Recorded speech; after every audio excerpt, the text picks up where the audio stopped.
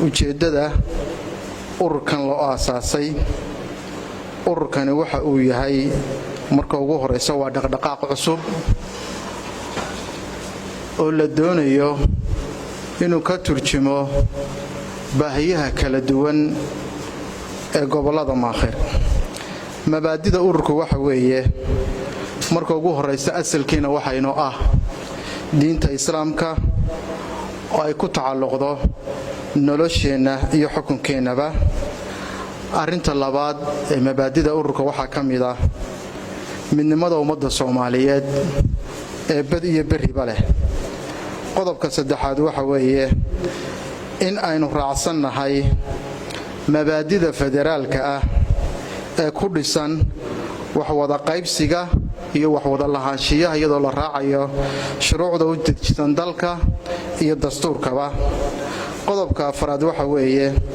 nidaam xukun ku dhisan awood kala madax bannaan oo iskorjoogteynaysa waana tay naga maqanka gobol ahaan cid lala xisaabtamo iyo cid loo yeedho iyo wax lagula xisaabtamo midna aynaan haynin tan iyo xilligii ay ka dambeysay burburkii ku dhacay dawladdii Maxamed Siyaad Barre Allah u naxariistay wixii ka dambeeyay gobolladeena cid lagala xisaabtamo oo nidaam dawliya leh noocu doonaba ha noqdo ilaa ay hadda ma hayno oo shacabka inta la soo horjoojiyo la weydiiyo wixii ka maqan iyo waxay lahaayeenba. in ay bulshadu dooran karto reer Maakhir madaxdeeda iyo mas'uuliyiinteedaba oo aanay noqonin marba cid dusha lagaga keeno. qodobka shanaad waxa weeye ilaalinta xuquuqda iyo xorriyadda dadkan ay leeyihiin oo aad mooday 30 sano u dambeeyay inay meesha ka baxday. waxa kale oo iyadana ku jirta in mabaadida ururkan uu aaminsan yahay cadaaladda iyo sinaanta ummadda Soomaaliyeed oo aad hadda moodid dad gaar inay ku shaqeystaan magaca Soomaaliyeed xuquuq gaar ah iyagu leeyihiin oo ka duwan xuquuqaha kale. ururkani waxa uu ka duulayaa in uu taa ka daba tago oo uu sameeyo in ummadda Soomaaliyeed isku xuquuq tahay. xuquuqda gaarka ah ee inagu aanu yeelan doonana waxa kamid ah in deegaanada Maakhir si siman ay uga go'do taladiisu oo aan la inkiri karaynin in aynu ka mid nahay ummadda Soomaaliyeed inagoo ah bulsho weynta reer Maakhir. in aynu daris wanaag kula noolaano dhammaan bulshooyinka inagu hareeraysan ee ah deegaan iyo qabiilaba. in ay maamulo iyo nidaam dawli ah oo dhammaystiran in loo helo dhammaan deegaanada ay Maakhir ay leeyihiin. ujeedooyinka haddaba ururkani waxa kamid ah number 1 ee aan u aasaasnay ujeedooyinkooda ugu waaweyn waxa kamid ah abaabulka iyo adkeynta midnimada bulshaweynta reer Maakhir dal iyo dibadba. 2 ka shaqeynta midnimada siyaasadeed iyo mabaadi midaysan ee bulshaweynta reer Maakhir. 3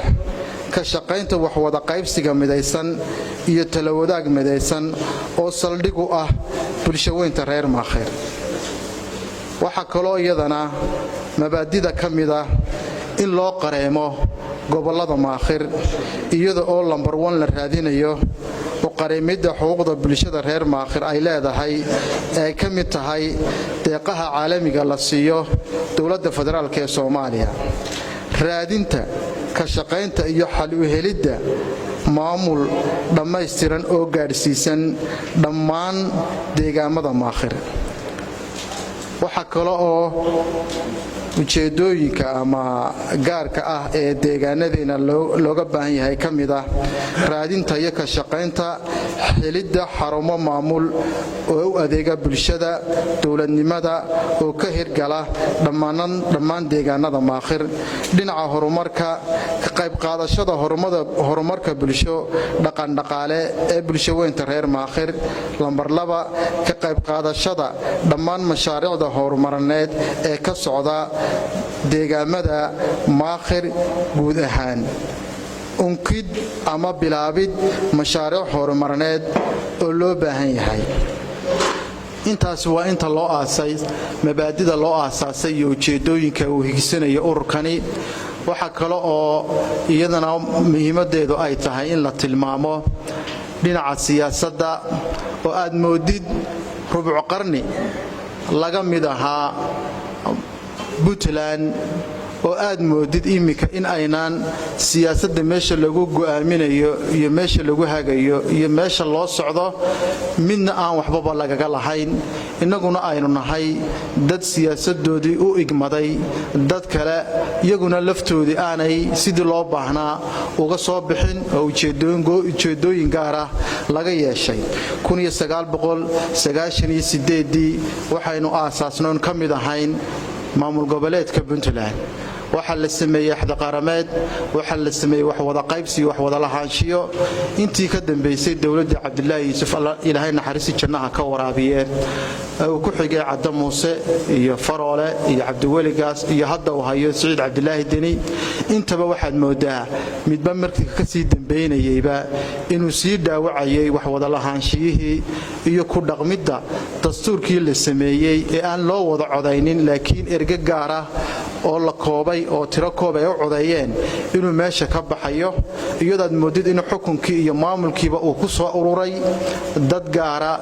iyo koox gaara kuwaas oo doonaya inay ku fushadaan siyaasado iyaga u qarsoon taasina waa ta keentay in uu noqdo gobolkani mid siyaasadeed iyo mid dhaqaale inuu noqdo fadhiid oo aanu haba yaraatee meelaha wax lagu gooynayo ama lagu gorfeenayo oo laga maqan yahay waxaanu la soconaa xaaladda buurta ay ku sugan tahay waxaanu la soconaa xaaladda ay shidan ku sugan tahay waxaanu la soconaa xaaladda ay galgala ku sugan tahay oo aad moodid in deegaamadeenii la soo ciriiriyo iyadoo oo la raadinayo resource-ka uu dadkan Ilaahay ugu manna sheegtay deegaanka ay ku nool yihiin iyadoo loo soo xiranayo shaarar dawladeed ama maamul magacooda lagu soo qaadanayo laguna rabo in lagu deegaameeyo dad cusub dadkii hore oo joogayna lagu barakiciyo dad cusubna lagu abuuro si looga faa'iideysto khayraadka Ilaahay dhulkan ku manaystay dhammaan gobolada ay deegaan dadka reer Maakhir waxay leeyihiin resource fara badan oo aanay lahayn gobolada kale waana ta keentay in dhul fara badan oo deegaanada Maakhira laga guuray iyada oo meelo kale loo hayaamay dadkana la doonayo in laga barakiciyo dad kale ay ku soo guuraan si ay khayraadka uga faa'iideystaan waxa halkii ku soo gaabinaya ujeedooyinka iyo hadafka loo abuuray ee ururkani wuxuu rabay inuu ka turjumo dhammaan baahiyaha aasaasiga ah ee dhaqan dhaqaale ta siyaasadeed iyo ta horumarineed ee gobolada Maakhir waxaan malaynayaa waxyaalaha kaliya hadeerto ay tusaale lagu soo qaadan karo waxa ka mid ah in maxaan ku idhahdaayay gobolada darafyada inaga xiga haday noqoto dhinaca waqooyiga iyo haday noqoto dhinaca bariga iyo dhan walbaba iyo maanta gobolkeenu halka uu joogo maxaa la isku dhaafay baa isweydiin leh ma waxaan dadkanu keensadeen baa ma dhaqaale ayna dheer yihiin baa ma aqoon ay naga badan yihiin baa ma waxay naga horeeyaan baa maya deeqaha caalamka ee adduunku bixiyo iyo sida maxaan ku system iyo nidaam iyo maamul Soomaaliya loogu kala samaystay oo loogu shaqeystaa la iskaga horeeya waxaan u baahanahay inaynu inagu istaraatiijiyad samaysano maxaan ku dhahdaa qorshihii lagu badbaadin lahaa gobolladeena lagu horumarin lahaa wiilkeena iyo wiilka gobollada kale ee dariska nahay degani ay isku mustawa iyo isku mowqif u noqon lahaayeen waxaan marka oran lahaa waa rabadaan oo hadeer waa waqti talada